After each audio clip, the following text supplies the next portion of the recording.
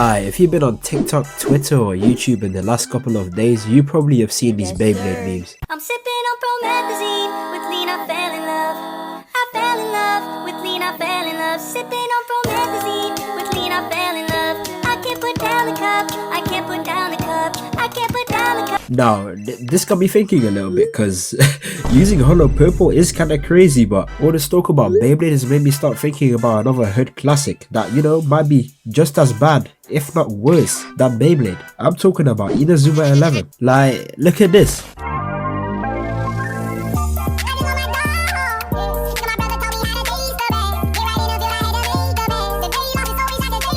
Yes, your eyes are not deceiving you. They just summoned a mythical phoenix in a game of football. Why did they do that? Who the fuck knows? All I know is that this shit used to go hard when I was a kid. I play football, so best believe any time an Inazuma 11 episode pulled some crazy shit like this, I was already in the back garden trying to replicate it, talking about some fire tornado. Inazuma 11's description says that the show is about a talented young goalkeeper that tries to revive his lackluster school football team. You know, that's cool, but tell me why in the first 2 episodes we got this nigga threatening to destroy their school if they don't win the match. Is it really that deep? I'm a little bit ill, but let's get into this. They begin the match and Inazuma 11 is really getting washed.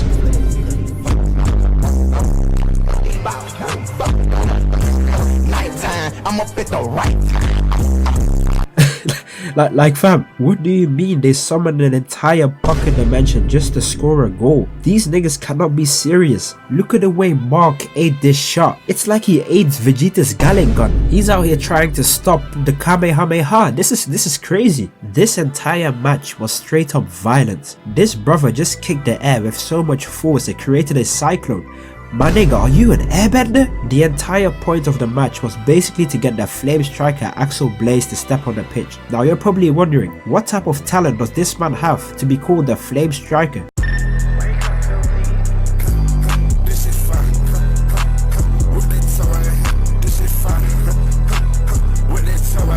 I shit you not, this man just rainbow flicked the ball 30 feet in the air, jumped after that shit on some Naruto timing, and then used the Diable Jambe to ignite his feet, creating a fire tornado just to score a singular goal. And all this is in the 2nd episode? What is happening? Is this not a football anime? Is this not a sports anime? All jokes aside though, this was really peak hype growing up.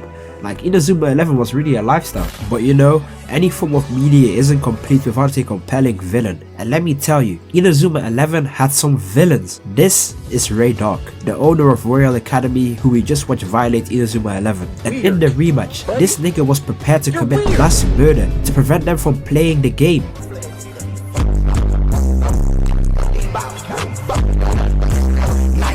I'm up at the right time. You cannot make this shit up. This is a game of football between 14-year-old kids. Look at the size of these pipes. These pipes are big enough to murk an elephant. Why is this sick menace to society trying to murder kids over a game of football? It's not that deep. And the crazy thing is, this isn't even close to the worst thing he's done. Fast forward a couple episodes and they go into their tournament arc. And you know, tournament arcs in sports anime are like bread and butter. You gotta have one. Like, it's almost mandatory. But this ain't your regular tournament arc. In this Inazuma 11 tournament arc, they go up against indigenous tribes, AI generated players, sorcerers, otakus, and actual literal ninjas. But the one I want to talk about most is when Inazuma 11 had to play in a final against Greek gods. We are in heaven's time.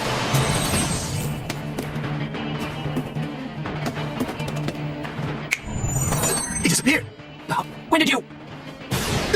Yes, you saw this shit correct. This man just stopped time mid-game to dribble past 2 players. I'm not making this shit up. Your favorite character is getting wiped by the Inazuma 11 verse. Byron just walked up to the goal, grew angel wings, flew up 40 feet in the air, and had Axel looking up in the sky like, "Is this nigga serious?" and proceeds to kick a nuclear bomb, all for the sake of scoring a singular goal. And if you think I'm over exaggerating, peep what they did to Royal Academy, which is the same Royal Academy that we saw give Mark the works in episode 1. They left these boys looking like they just fought in World War II. Look at the goal. These niggas were fighting Thanos. These niggas were fighting in Infinity War. This is crazy. You can't tell me these guys weren't kicking with intent to kill. I need to see Namek Saga Goku versus Zeus Jr.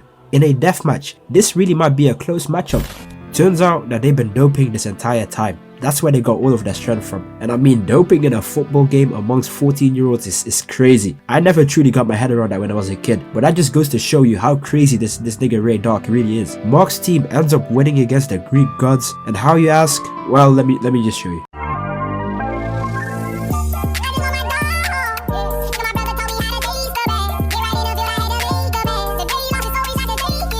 Yes, your eyes are not deceiving you. Mark must have got hit by a stunned arrow mid-match and awakened his stand to save this shot, because how can bro call upon a whole of a power system just to stop this atomic bomb from going into the net? After they win the Football Frontier tournament, they go back to their schools to celebrate a W, but lo and behold, some more out-of-pocket shit happens, because they ended up coming back to their entire school being absolutely destroyed. Now you're probably thinking, damn, what destroyed their school? Like an earthquake? Maybe a typhoon, a hurricane, tsunami? None of the above. Their school got decimated by football playing aliens. These aliens just shot a football so hard it turned into a black hole. Let me just get in my power scaling bag real quick and do some calculations. It takes approximately 4,000 petajoules of energy to destroy a small building. If we multiply that to the power of 16 and take into account how easily it was to eviscerate, we can easily deduce that this ball was kicked with approximately the same force that Oppenheimer used to create the atomic bomb. These football aliens want to take over the world through football, so Raymond has made it their goal to stop them by beating them in a game. This game starts off and I can't believe what I just witnessed. Wait.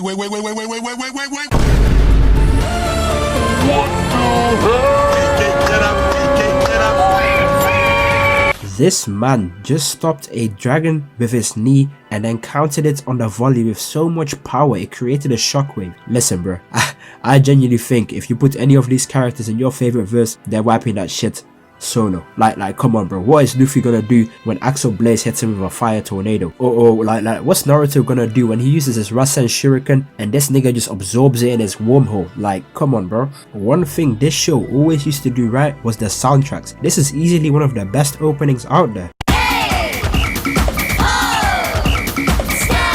Stand up if you love football. Inazuma 11.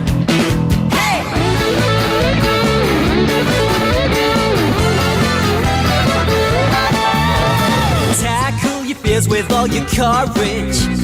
Trust in your friends and you can win.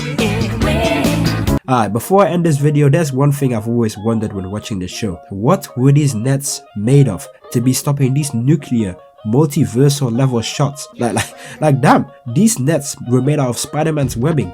Like you telling me these shots are destroying entire buildings and city blocks, but they're not going through the nets? I know what you guys are gonna say, but Senshiig, where is the Inazuma 11 World Cup arc? I'm gonna be honest with you, that arc is like 60 episodes long. I was also supposed to drop a Scissor 7 video, but I'm gonna have to get you guys right in the new year. In the meantime, enjoy this Inazuma 11 part 1 and 2 so you have something to put in the background whilst you like game or study. I also wanted to say thank you for 75k subscribers. At this rate, we are really going to win the 100k race. If you haven't already, please subscribe. I know if you're seeing this is probably like your third or second, or maybe even fourth time watching one of my videos, so please just join the family. Let's go ahead and get back to the video. We ended off with Raymond getting absolutely squad wiped by a literal intergalactic alien species. I just lost my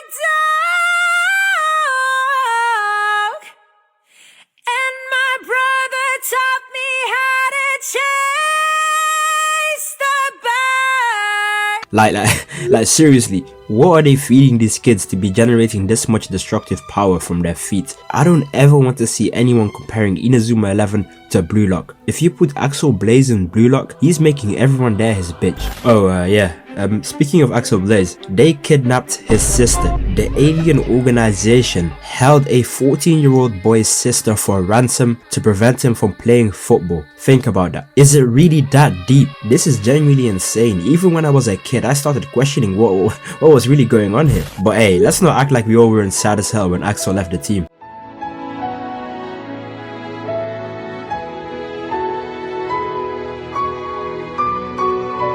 Now that they lost their main attacker, they start looking for a new striker, and the guy that they go to scout is easily one of my favorite characters in the show. He can riz any female in a 10-mile radius, and he's the most well-written character in the show. I'm talking about none other than Fubuki Frost. I'm right, I'm left, I'm I'm right, I'm right, I'm left, I'm left, I'm right, I'm right, I'm left, I'm left, I'm right, I'm right, I'm left, I'm left, I'm right. Alright bro, let me just double check something.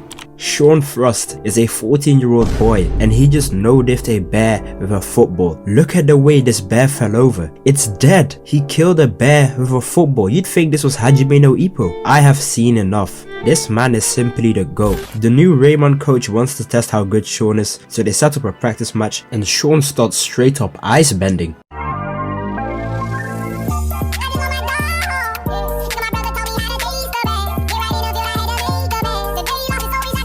Shaun Frost? More like Aokiji. If I'm dribbling the ball and I get frozen in an ice age, I'm hanging up my boots and giving up. Under no circumstances should a striker be able to freeze the ups like this. Kevin shoots his dragon crash at Shaun, but Shaun stops it in midair, similar to how the alien stopped Kevin's shot. Every time I rewatch this episode, it just gets me hyped. I can literally remember this episode coming out and me and my brother sitting on the edge of our beds with our eyes glued to the screen, shaking from literal excitement. Even making this video, I'm getting hit with so much nostalgia, like this is enough to make a grown man tear up.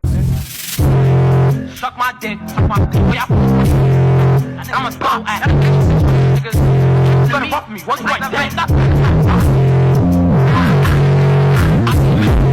Let's do a deep dive. Shaun just did a double step over into a double spinning roulette onto the half volley, and 10 seconds before that he violated Kevin, had my boy on the floor looking like Yamcha. He bullied Eric off the ball and left Jude, Nathan and Bobby in the dust. You already know this nigga Shaun is simply built different. After he scores the goal, he says that it's the shot of the ace striker called Aiden Frost. This foreshadowing might be on par with Oda, because it turns out that Shaun actually has a split personality disorder, because he fused personalities with his twin brother after he died in a tragic accident. We'll get more into that in another video though. So on defense it's Shaun Frost, but on attack he switches personalities to Aiden Frost. Kevin has been butthurt ever since Axel left, and he doesn't think Shaun can replace Axel, but I damn near thought these guys split the sky like Shanks and Whitebeard. Fuck on my neck and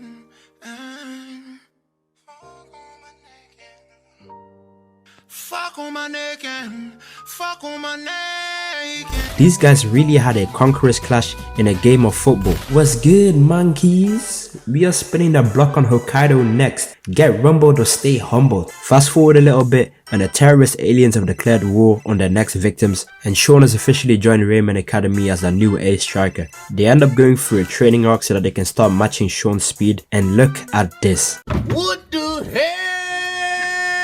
Oh my god, no way.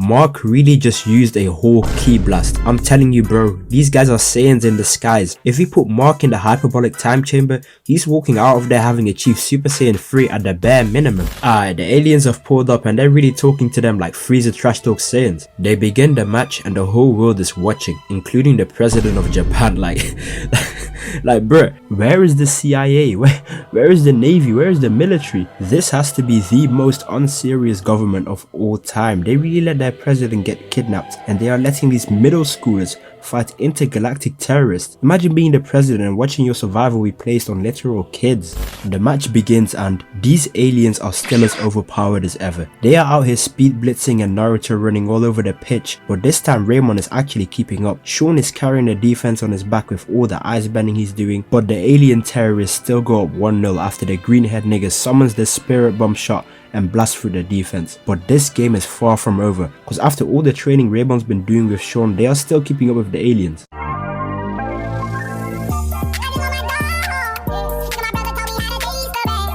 Alright bro, let's cut the bullshit. Shaun was running to the goal and this brother right here does a Naruto hand sign and proceeds to manipulate gravity itself. You're not Fuji, this is insane. Jude and Eric begin to figure out the aliens' football tactics and slowly start turning the tide of the match. Eric steals the ball and passes it to Shaun, and Shaun slots Kevin through, who learned a whole new special move and scores the goal against Alias Academy. But these niggas didn't take that lightly and proceed to bend space-time, creating a whole pocket dimension, trying to score a singular goal.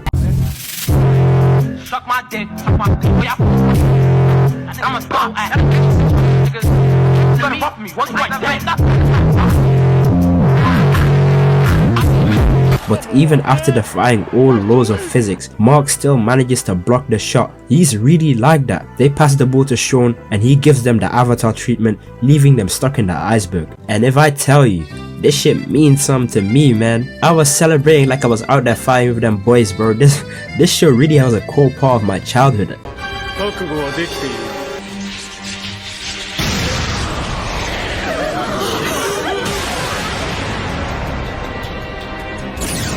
You can't make this shit up. After beating the first Alias Academy team, they now need to fight a whole other team, and they are way stronger cause these guys pulled up and struck the original Alias Academy team with the banhammer. And to make things even worse, Ray Dark, the most evil man in all of fiction, has been freed by the aliens. This is the same Ray Dark that attempted to assassinate children to win a school football tournament. This is the same Ray Dark that sabotaged the brakes on the bus of the original Inazuma 11, and this is the same Ray Dark that was behind the Greek gods of Zeus Jr. It's a GG. A lot of you guys were telling me to check out the Arabic opening and said it's even better than the English version, so let me see what all the hype is about. Well, it seems like it's copyrighted, so let me just do a reenactment for you guys. Ayo, ayo, ayo, ayo, ayo, ayo, ayo, ayo, ayo, ayo, ayo, ayo, ayo. Ayo, ayo, ayo, ayo, ayo. Alright, well then, after some further deliberating, I've come to the conclusion that the Arabic opening is actually better than the English one. I've been bopping this shit all morning. The last episode finished off with Raymond finding out that there is a whole new alien team, and this team is way more overpowered than the previous Alias Academy.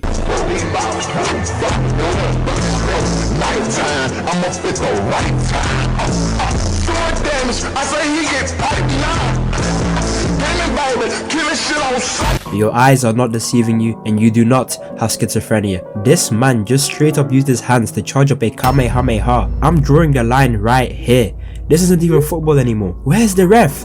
And why are they letting this go unpunished? Alright, to truly understand how we even ended up in this situation, we gotta go back to when the Alias Academy team first pulled up. When Raymond found out that Alias Academy was going to attack this school, they hopped in a minivan and went to track them down. This is also where they found their new teammate, Scotty. It's kinda crazy though. Imagine being a 14-year-old kid and being tasked to defend the nation from an intergalactic threat to society. Where are their parents? They basically have these kids on the front line like child soldiers. The aliens are back and they're already on terrorist timing, destroying schools and violating innocent civilians for absolutely no reason. The Buddhist school, who is said to be just as strong as Raymond, decides to play the aliens, and it seemed pretty even, but just like the other Alias Academy teams, they are just on a whole different level. And wait, hold up.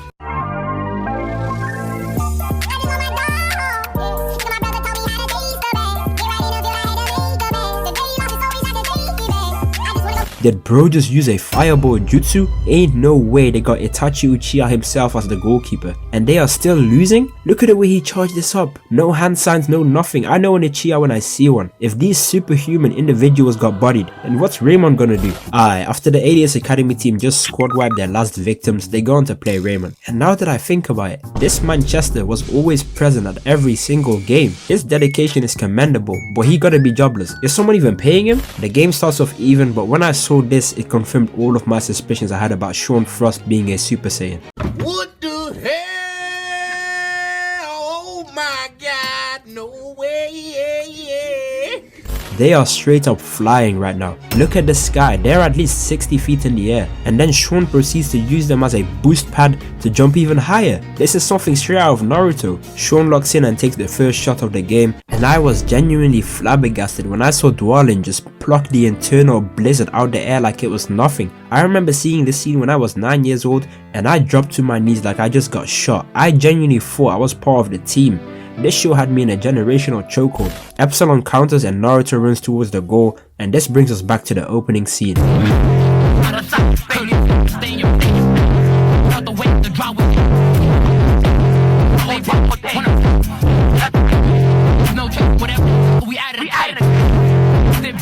I need someone in the comment section to give me a detailed explanation as to how and why this would even be remotely okay in a game of football. Look at his stance. You're not fooling anyone, Goku. I seen you 1,000 times before. I know this guy was training with Master Roshi. They even replayed it 4 different times to make sure we didn't miss it. And look at the devastation it caused to Mark. Mark flew back like he got hit by a cannonball, all for a singular goal. This is insane. I'm shook. The game is practically done and Raymond has been squad wiped. They're on the floor looking like they just fought Thanos. The Alias Academy keeper sends a straight up death beam towards Mark, but that's where Scotty unlocks his hidden Beyblade technique and creates a whole tornado to stop it. The aliens despawn and Raymond has officially lost again.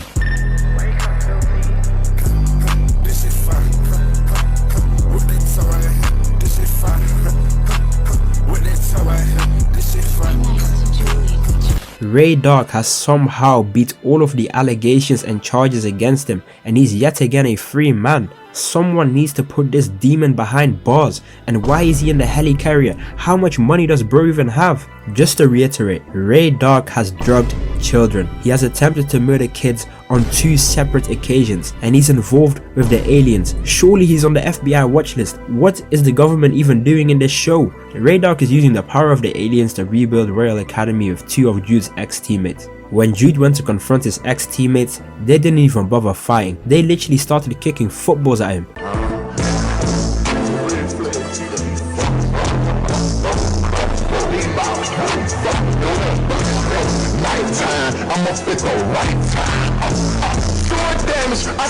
Even throwing hands is no longer an option in Inazuma 11. They go to play the new Royal Academy and I can't even describe what is going on in this game. They were summoning animals and mythical creatures out of nowhere. They were prepared to die to win this game of football. This guy over here summoned penguins, and the goalkeeper summoned a literal New York rodent just to stop the ball.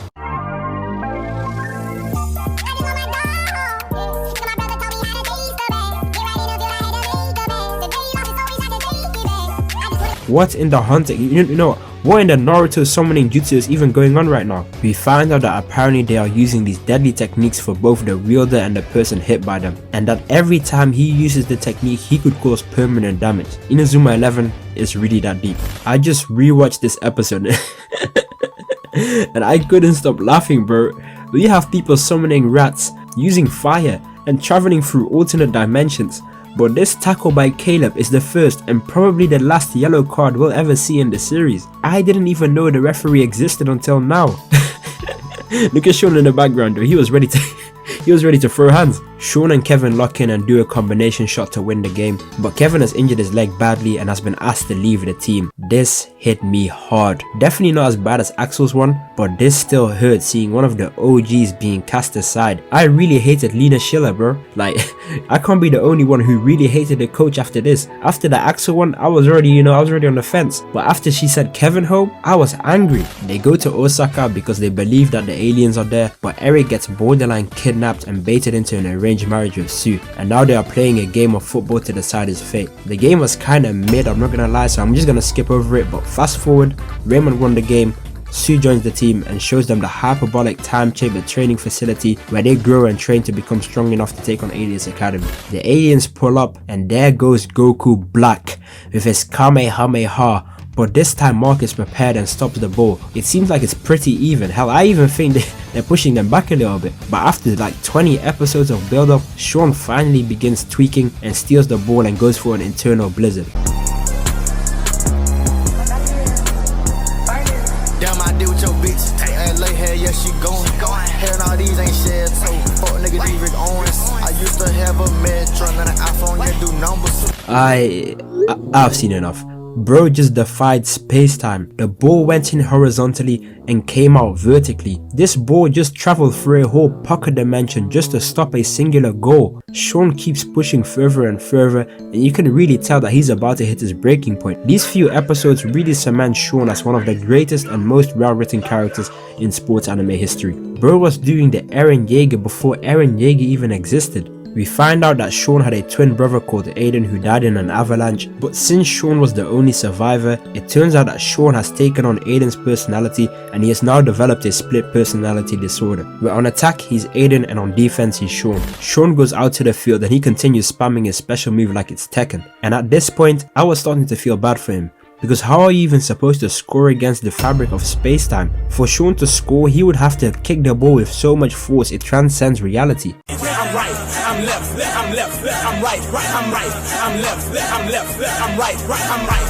I'm left, I'm left, I'm right, I'm right, I'm left, I'm left, I'm right, I'm right, I'm left. We have seen airbending, we have seen firebending, and now we are witnessing earthbending. Look at the way Scotty went flying. It's 1-0 right now, but after nothing but continued perseverance from Shaun, he finally scored his goal. And if I tell you I was shouting and screaming, me and my brother were out there dancing when we first saw this ball go in. I really thought I was part of the team. I thought they finally beat the aliens, but I couldn't have been more wrong.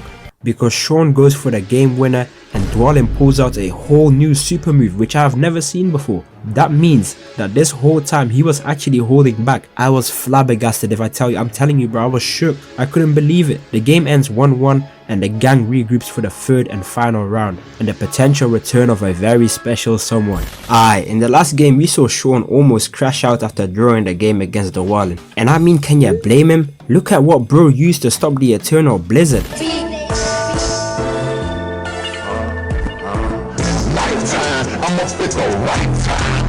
Dwalin literally pulled out the Giga Drill break from Gurren Lagann. There was no chance Shaun was ever gonna score against a move that literally pierced the heavens. He was cooked before he even took the shot. Fast forward, and in preparation for the third game against Alias Academy, we go through a bunch of character arcs, and just a heads up, it's gonna get pretty depressing. We find out that there is another notebook which will have a new super move for Mark to learn, and in the process we see some more lore about Mark's grandpa, and lo and behold, it runs in the family. What the hell? Oh my god, no way. Mark's grandfather must have also been given the super soldier serum, because there's no way a regular human is knocking down a whole tree just by kicking a football. Look at the terrain, and to make things even worse, apparently they used to hunt wild boars for training. This is some nonsense straight out of Baki. This is also where we meet Darren, and Darren is a Hall of Fame glazer because he straight up copied Mark's God Hand without any shame. He didn't even say no did he? Copying another man's entire flow is insanity, but you gotta respect the grind. Mark wants to test his God Hand to see if he's truly perfected it, and this scene to this day catches me off guard.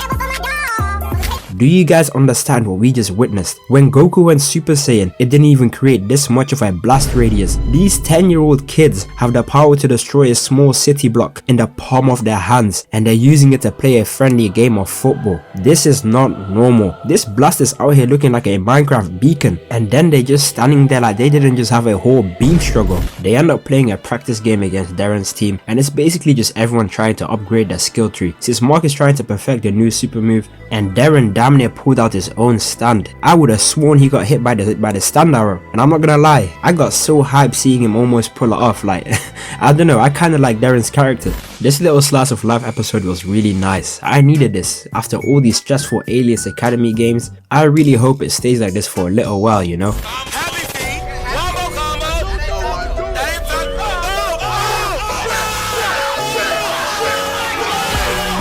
Yes, they really pulled up with a third Alias Academy team.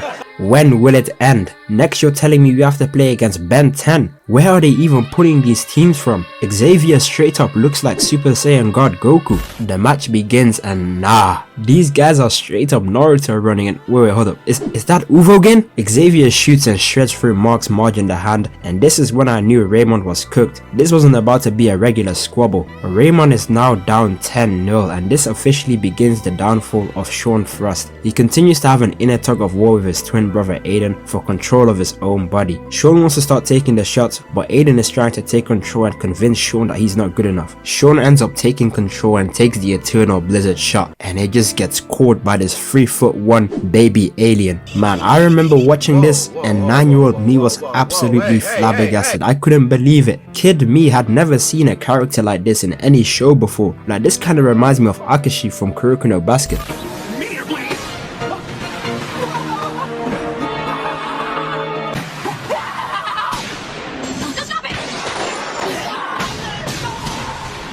I dropped down to my knees in disbelief. I really thought he died. Bro basically ran headfirst into a miniature sun. This meteor blade is no joke. Look at the way he ate this shot. Shaun is out cold in the hospital right now, and this is where we get the revelation that coach Lena Schiller knew about Shaun's split personality disorder this whole time. And if I tell you I wanted to fight her right there and then, I did not care. My hands are rated E for everyone. She really jeopardized the health of an innocent orphan all for the sake of a game of football. When will it end? Surely that has to be illegal. Where is the government? Where's Child Protective Services? Like, come on. She then goes on to reveal that Shaun doesn't actually own the Eternal Blizzard shot, and it's Aiden's ability this whole time, because Shaun's true nature was being a defender. This has got to be one of the best written sports anime characters in history. I do not care. Man, now all these depressing episodes are over, the coach gets a call saying that there is a flame striker in Okinawa. You and I both know there is only one true flame striker. This might be the return of the GOAT. But before they start looking, they go to do some training on the beach, and this is where we meet one of my favorite characters in the show.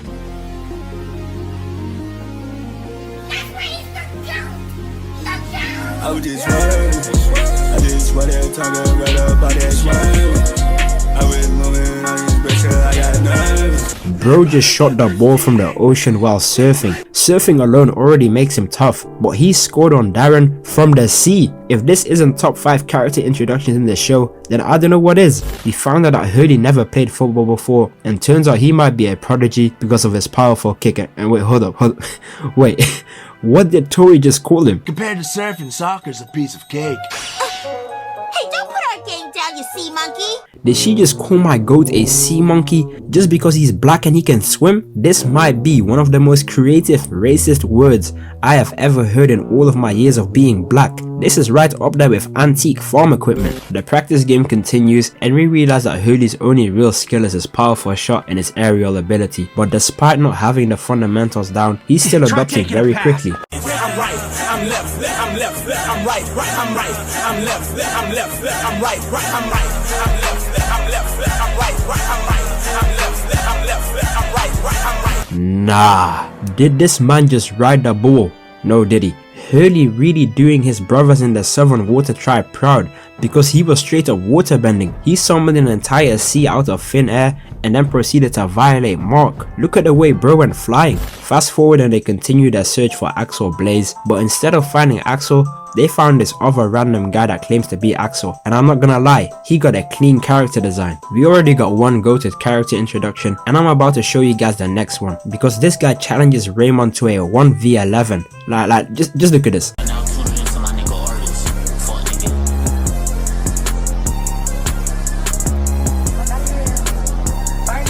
Damn, I deal with your bitch. And lay hair, yeah, she going. Hair and all these ain't shared, so fuck nigga Rick Owens. I used to have a Metro and an iPhone, yeah, do numbers. Fuck that little ass. Bro literally flew up 40 feet into the air like he's going in Killua, and then kicked the ball so hard it caught fire, and then proceeded to jump after it like the Incredible Hulk. And if you think that's already crazy, he out jumps Super Saiyan Shaun himself and then proceeds to summon the actual sun. Look at this. This is literally impossible. Who's stopping these weapons of mass destruction? Bro really thinks he's Eskimo. Now I'm not gonna lie, I really wanted him to join the team, but turns out bro is an alien. How many of these teams are there? We have seen Jordan, Dwalian, Xavier, and now they have another character in the Smash Bros roster. When will it end? Mark and Hurley go on a little training arc because Hurley recognized Mark's technique as a surfing technique, and after Mark does some XP farming, they not once bother explaining the power system to us. They just kinda expect us to, understand. The aliens pull up to run their fade for the 3rd time, and the keeper passes the ball to the opposition striker and tells him to shoot. You know how disrespectful that is. Shaun goes forward and proceeds to take the shot, and Shaun starts straight tweaking and continues to desperately spam his Eternal Blizzard on some Hadouken timing, but each time he does it, the shot seems to get weaker and weaker. I know I have drawn the line like 7 times, but I'm actually going to. He takes another logic defying shot, but this bit, the entire Raymond team is out on the floor looking like they just fought in World War II. We spin over to the guy in the orange hoodie who's getting chased by some of the aliens, but turns out it was a detective pretending to be the GOAT himself. And this part right here might be the single best moment in Inazuma 11. you know what, dare I say, in TV fiction, we get the coolest and most anticipated pull-up in all of history. The aura of this man, the walk, the man. I just remember being so damn hyped. I still remember where I was when this episode dropped. Me and my little brother were sitting on the edge of my mother's bed watching this episode on Disney XD, shaking from pure excitement. This just brings back so much nostalgia. Dwalin goes back in the net after Axel just scored an easy goal. They kick off and everyone is locked in. Jude gives a beautiful pass to Axel, and just watch what happens next. Hit us with one of the coolest fire moves I've ever seen. Even Dwalin's drill that pierced the heavens couldn't stop this shot. And then he just turns around like Steph Curry shooting a free and smiles. I genuinely remember grabbing my brother and we were dancing and screaming, celebrating. And then having to go to school the next day to discuss this peak cinema I just watched with my friends.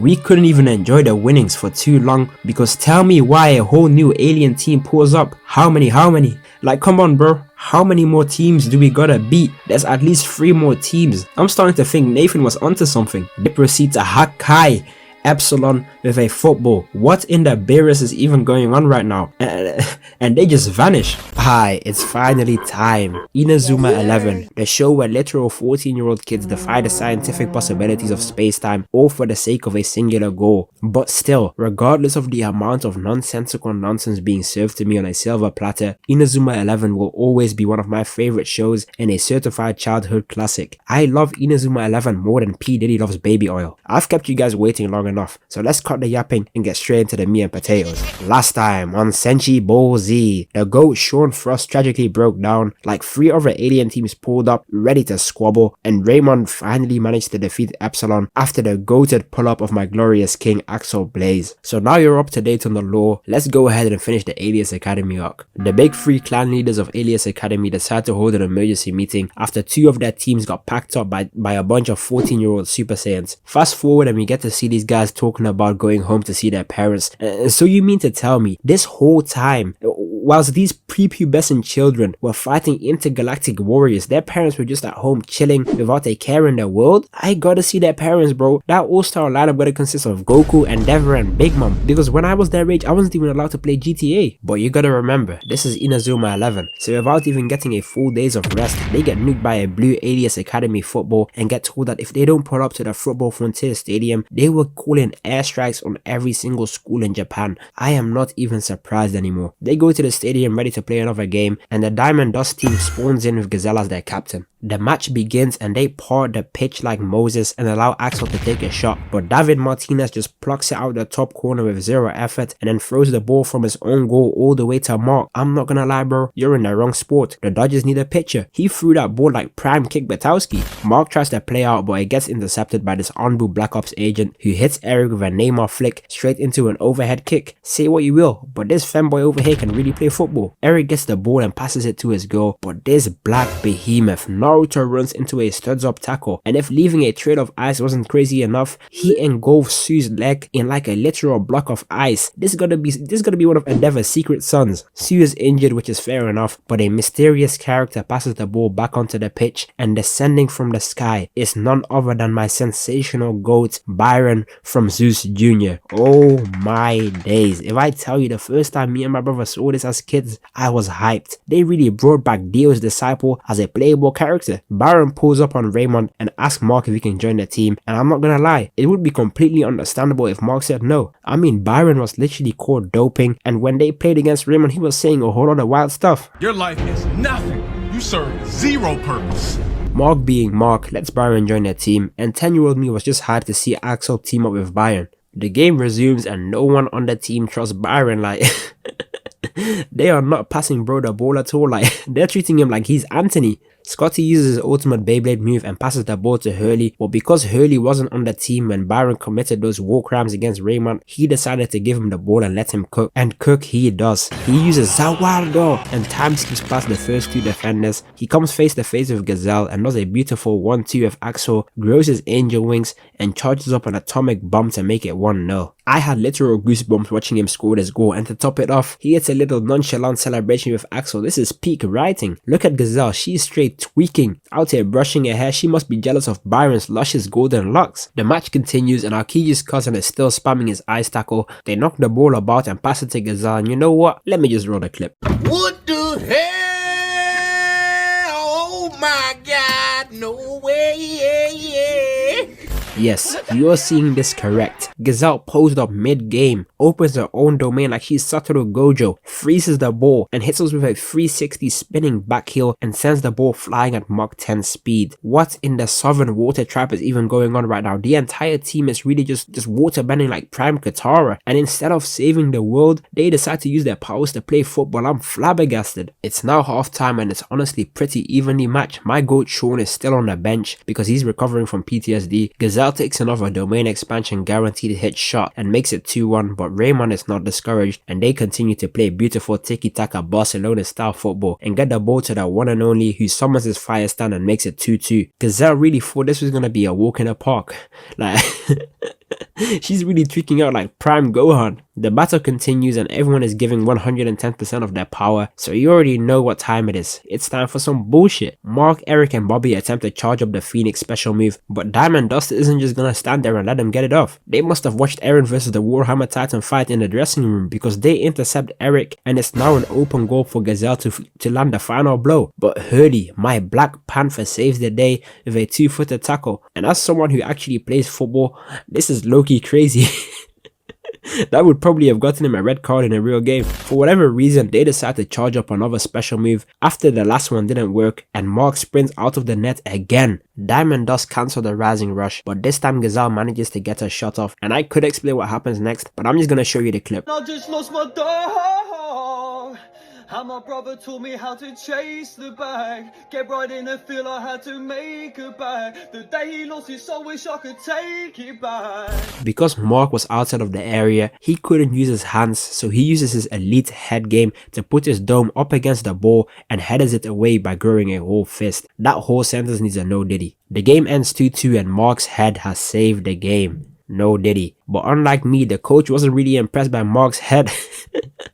Alright, I'll stop. But seriously, when the coach said Mark had to stop being the goalkeeper of Raymond Academy, my heart sank. I fell down to my knees. I was shaken to the core, because what do you mean you're kicking the main character of the team? But turns out this whole time she just meant that she wanted Mark to play in defense and make Darren the team's main goalkeeper so that Mark can freely be a part of the team's offense without leaving an open goal, which is honestly pretty smart. But she could have just worded it differently, man. I was almost getting ready to squabble. Fast forward and we saw the little training arc. We also get to see Kevin again, who's going through some rehab, which was pretty cool. Mark officially becomes number 15 and will be playing as a centre back, and Darren is now the new goalkeeper. We pan over to the big three of aliens who are having an emergency meeting, and Gazelle is getting fried, bro. They were really cooking her for during that game. Better than you, my shape up better, my car faster, my drip better, my clothes fit better, my hoes better, my tattoos better, I'm stronger than you, my bitch thicker than yours, my guns bigger than yours, nigga, my guns bigger than yours, I talk better than you, I hustle better. The president of Japan is on a FaceTime call with the coach of Raymond Academy, and I'm gonna be honest, leaving the fate of the universe to 14-year-old kids is diabolical. Bro is in a bunker in the White House hiding away whilst he sends these child soldiers to fight E.T. and Ben 10. Surely this violates some sort of law. Like, where's the FBI, the CIA, maybe even the Navy? They really put all their eggs on these little kids like they're Gohan in the Cell Saga. The next few episodes is just more training, so Mark, Bobby and Jude go to Royal Academy to learn the original Up Stop a Bucket Dimension move from episode 1. But just as they finished, they get nuked again. But this time, Gazelle and Bird have teamed up and drafted the best players from Prominence and Diamond Dust to run up the rematch. And if I'm gonna be honest, I'm starting to understand why Nathan, Todd and all them guys left. Because how many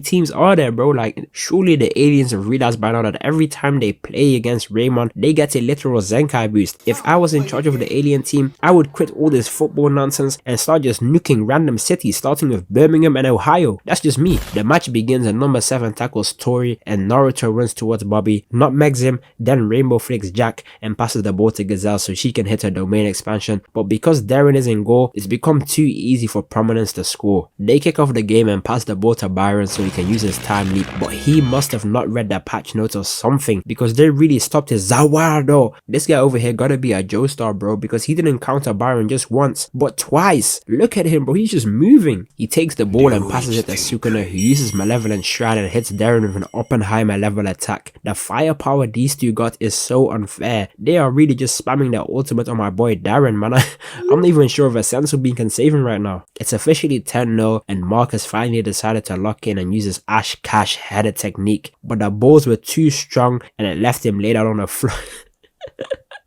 I actually stopped for real this time. After that sacrifice play by Mark, everyone is fired up and finally sitting forward. But it's like they're playing against Zuko and Katara. If Aokiji's cousin wasn't enough, they really brought Escanon's brother too. How are you even meant to bypass this? But you already know, when Raymond are backed against the corner, the nonchalant dreadhead Jude Sharp always comes in clutch. He ends up finding a weakness in Prominent's team, and to cut a long story short, they basically have zero chemistry. There is no type of green links in this team, so they decide to exploit it for some easy goals using the death zone. Even though they can attack, they are struggling in defense, so this wannabe Beyblade protagonist runs through their entire team and opens up his malevolent kitchen, but this time Darren is locked in and wait, hold up, I swear I've seen this somewhere before.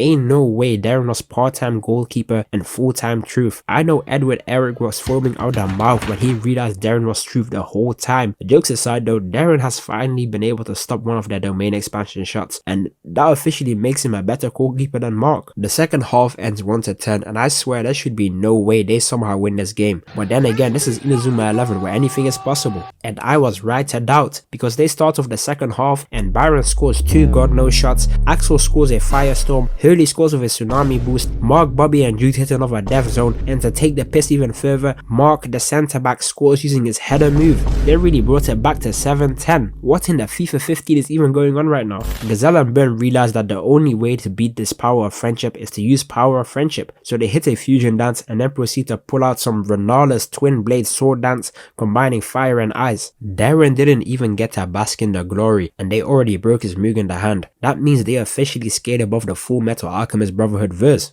Now that Prominence has stopped being egoists and decided to work together, they have been shutting Raymond down in every single way possible. Byron is literally building up a whole status effect because of how much he's being hit. I gotta respect the hustle, he's doing everything in his power to break through. And just when it seemed like it was gonna work, they get nuked again by Super Saiyan God Goku. Like what was even the point? Look at the way he went flying. This is diabolical. Xavier tells us that Prominence wasn't supposed to play against Raymond and he just comes in and slash TPs them out. What a game. This game was pure hype because we got to see like 15 goals. However, we've officially lost Byron because all them backshots he was taking actually took a toll on his body. But I think Byron's display of manliness may have lit a fire under a certain someone.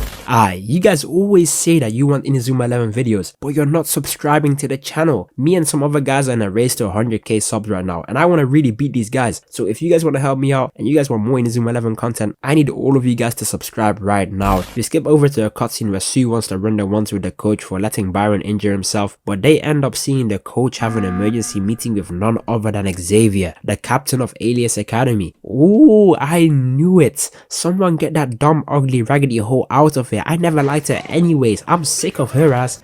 I'm sick of that bitch. She was in the cahoots with the ops. I say we burn her at the altar tonight. We tired of playing with your ass, nigga. Today your ass is gonna die, bitch. Say goodnight, motherfucker. I apologize for my outburst, but this is crazy. I still remember seeing this as a kid, and when they revealed that she was Xavier's sister, bro, this character reveal was on par with when Reiner and Bertolt told Eren that they were Titans. I could have never seen this coming. 10-year-old me was perplexed. Me and the homies had to have a roundtable meeting to discuss the tomfoolery of last night's episode. Mark's homegirl snitched about the coach's business to the team, and they straight away hold an emergency meeting to decide whether they're gonna vote her out for being an imposter. I don't even think Ace Attorney can save the coach right now, bro. Like, even Jayoma can't get her out of this situation. Look at her face. I've seen this iconic anime hair slip 1,000 times before. She knows she's absolutely cooked. I say we feed her to the Kraken. Get her alien ass out of here. But right when they were about to get down to business, Mark steps in and defends her. So she says they gotta go to Mount Fuji because that's where the alien base is and she'll explain everything there. And my first response would have been, hell nah. Why would I follow your freak ass anywhere after you just admitted to being Xavier's sister? That means you're part alien. And if you're not part alien, why would I let you take me to your base? Next thing you know, I'm gonna end up like them kids in the Promised Neverland. I'm good of that. I'm calling the FBI. I need you behind bars with P. Diddy. Fast forward and everyone gets to decide whether they want to follow the coach or just leave the team. We get some cool bonding moments between Sean and Axel where he explains his backstory to him, and Xavier pulls up on Mark and invites him to play a game against like his Genesis team on Mount Fuji. They hop in a minibus and make their way to the Alias Academy home ground, and upon arrival they pull up on this giant Wall-E alien spaceship, but once they get in, they get ambushed by football playing alien robots. Just look at this. Wait.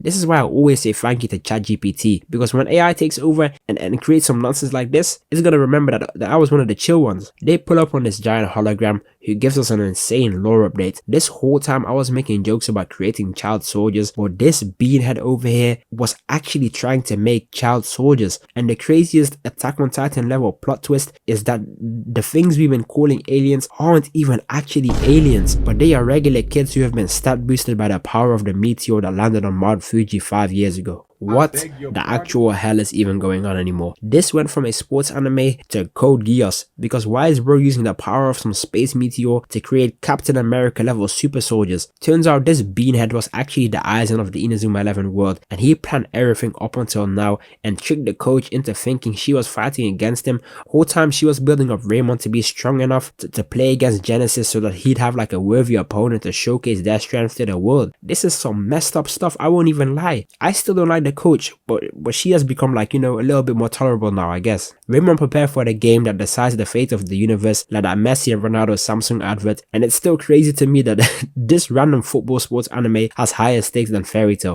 The game begins and they pass the ball to Uvo again. He goes for a shot, but Mark easily headers it away and they go on the counter, allowing Sue to take some sort of spiraling shot, but baby alien in net is locked all the way in. Even Axel's firestorm shot was stopped. Oh, Neon is really locked in, bro. It's like 2'6", but he really got the goal on lockdown right now. The aliens begin Naruto running on the counter and pass the ball to Xavier, who uses his meteor blade to shred through Darren's Mugen the Hunt, and just like that, they are 1-0 down. This matchup is basically Inazuma 11's power of friendship versus Genesis' egoist mentality. Inazuma 11 versus Blue Lock. The team is too weak defensively to stop Genesis from scoring and too weak offensively to score, and now with these perfect conditions met, Sean Frost, my sensational icebender, is going through inner turmoil trying to make a comeback of the century, and this right here was hype on par with Axel's return. I really felt like I was a part of the team during this moment. Getting to see Axel and Sean play together on the pitch is like getting to see Messi and Ronaldo, Mario and Sonic, LeBron and Jordan. Axel passes the ball to Sean with a fire tornado, and Sean turns into Aiden and takes the Eternal Blizzard shot that ends up being blocked. They've evened the odds. Sean is having an internal monologue, but Axel hits us with his signature move and blasts Fubuki with the ball, sending him flying. He basically tells bro to stop messing around and unlock his potential. He's reading a nonchalant dreadhead, the aura is off the charts. What a beautifully written character. Anytime I see this scene, I just get so hyped. I genuinely think it might be top 5 moments in all of fiction. This is peak cinema. Sean jumps 10 feet in the air, his theme starts playing, he gets rid of the dusty scarf and finally rids himself of his self-imposed burden.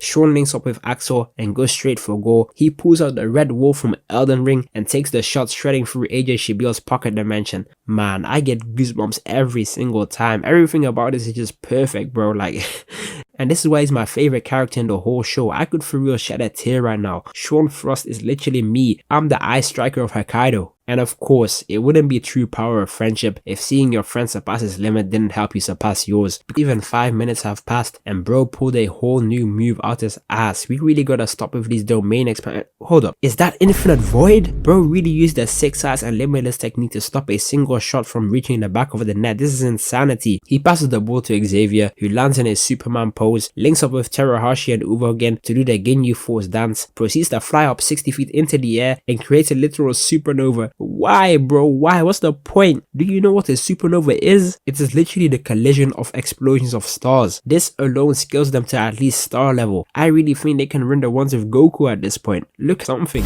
Mark is falling for all of Xavier's rage bait, and fam, someone check this grown man's age. Anytime I see him on the screen, this guy cannot be 14 years old. He's like 6'3", 250 pounds and has actual sideburns. When I was 14, I looked like Invader Zim. The second half begins and it's Raymond set up a death zone. Mark wasted no time. He really started talking trash right away. Maybe you got rid of that old yee ass haircut you got, you get some bitches on your dick, nigga. Watching Xavier and Genesis break down over the concept of power of friendship is genuinely hilarious. And just as he says that, I think that's it. All Raymond has to do now is score a couple more goals and they're good to... Hey, you guys go ahead and turn off the limiters. You mean to tell me this whole time these guys were playing with some type of limiter like Piccolo with his weighted clothing? Surely they can't be that much faster, right? Wait, what? No way. Space penguins? I'm not even surprised anymore. I know them guys from Madagascar had something to do with this. Releasing their limiter has some type of drawback on their body similar to opening the 8 gates in Naruto. But this Guma literally doesn't care anymore. He's going to sacrifice his own adopted children all for the love of the game. Try to pass the ball to Axel. Inazuma 11 is the best sports anime in the history of sports anime. I don't care what anyone says. The aliens start Naruto running and hit us with another smile and wave boy shot. But Darren, for like the 17th time, surpasses his limits and...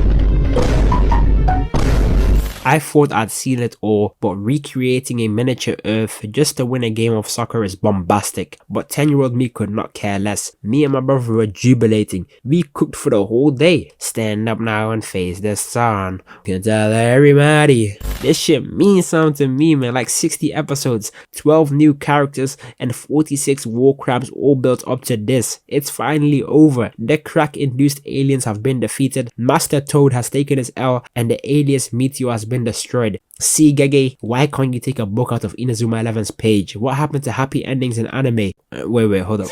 What's that sound? What am I hearing, bro? Don't tell me. Is that a dark reunion? No way, this wannabe Orochimaru really summoned the Akatsuki for a final battle. It's never truly over in Inazuma 11 and... What? No way. Nathan, Kevin, Todd, even the hentai protagonist, they really pulled up on some Sasuke ghetto Majin Vegeta timing. I was genuinely so confused when this episode first came out. I thought this was some type of fan-made parody or something, or some type of Naruto filler episode. Turns out the old man wasn't the real Aizen, but it was this guy all along. He basically betrayed his previous master and stole the meteorite from him so he could go back to Raymond and gaslight these kids with actual drugs. Like, look at their faces, these guys are tweaking off that Broly boost and they don't even know it. They end up challenging Raymond to a final game, and honestly, I'm still confused even now. If Genesis couldn't beat them, what makes this Skinwalker think these second-rate players are going to be able to win? The game begins and their entire team is talking mad crazy, but I can't lie, Nathan is out there doing flash steps and putting in work. Kevin comes face to face with Mark and he uses Flame Grab Me strength and then speed blitz them both. Jack weighs like 300 pounds, throwing him 10 feet in the air like that is crazy. Sean has managed to stop Kevin, but they pull the ball back and Shadow uses a whole dark tornado to blow 3 of Raymond's players' backs out, literally. And look at this Diddy affiliate, bro. He's out here salivating watching literal children play football. How is he still walking free? I needed him in the deepest level of impel down. It's 1-0 and they pass the ball to Kevin, who's about to do a dragon clash. But Sean meets him at the ball and I really thought these guys were gonna split the sky like Kaido and Luffy. Kevin takes the shot and makes it 2-0. It's crazy out here. Raymond is really losing. Even the 2 NPCs from the early episodes are pulling out airbending cannons. Just look at the way it's moving towards Darren. They manage to stop them from scoring, but Nathan steals the ball and... Hold up, is that the Naruto barrage? Bro is out here using real life shadow clones, bro. Some people try to tell me in the comment section that the techniques are only visual, but this man right here is playing 1-2s with his own shadow clones. The proof is irrefutable. This ain't no Demon Slayer. The second half starts 2-0. Nathan is really crashing out. Look at what he did to Hurley. Where's the referee, man? Like, this cannot be legal. He hit Hurley with a John Jones elbow. Look at the ball. It's literally behind him. He had no reason to do this.